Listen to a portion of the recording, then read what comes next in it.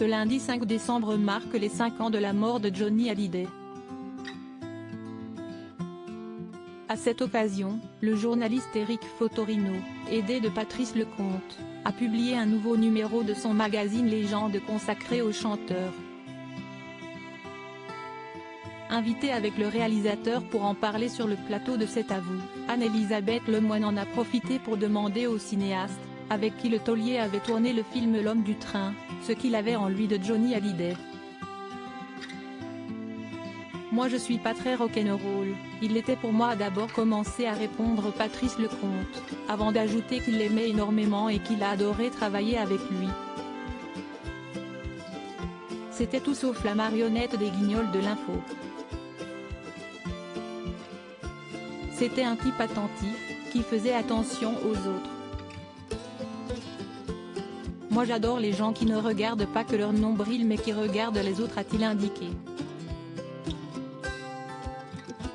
Invité par la présentatrice à dévoiler une anecdote entre lui et le chanteur, Patrice Lecomte est revenu sur une histoire à l'image de l'artiste selon lui. Sur le tournage, j'avais une montre, et puis j'ai dû faire un geste comme ça et paf, j'ai pété ma montre. Il n'était pas dans la pièce quand ça m'est arrivé mais ma montre était cassée, a expliqué le réalisateur des Bronzés, avant de poursuivre. 2 jours après on était à Annonay, pour tourner le film en province, et 2 jours après j'avais une boîte avec une montre que j'adore, si esti celle-là, a-t-il dit en montrant la toquante trônant à son poignet. Et y avait un petit mot en disant pour que tu continues à être toujours à l'heure sur le tournage, a raconté Patrice Lecomte, encore ému du geste de celui qui était le mari de Laetitia Hallyday, 20 ans après.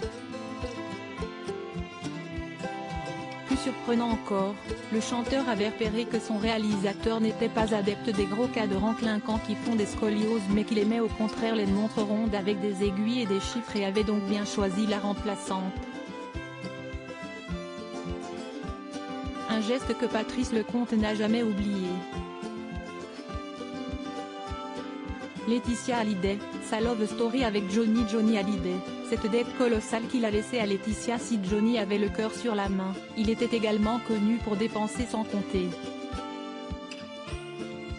Cette mauvaise manie lui a valu à sa mort de laisser de nombreuses dettes à Laetitia Hallyday. Des dettes qu'elle paie encore aujourd'hui, comme elle le confiait récemment sur le plateau de Quotidien auprès de Yann Barthès. Johnny est parti et il n'a pas réglé certaines choses. Il m'a laissé avec beaucoup d'emmerdes, a-t-elle révélé. Celle qui est désormais avec Jalil l'espère doit encore au fisc français près de 13 millions d'euros, mais a assuré à l'administration française avoir trouvé une solution lui permettant de rembourser cette somme très bientôt, lui permettant ainsi de gagner quelques semaines de sursis. Crédit photo, capture écran France 5.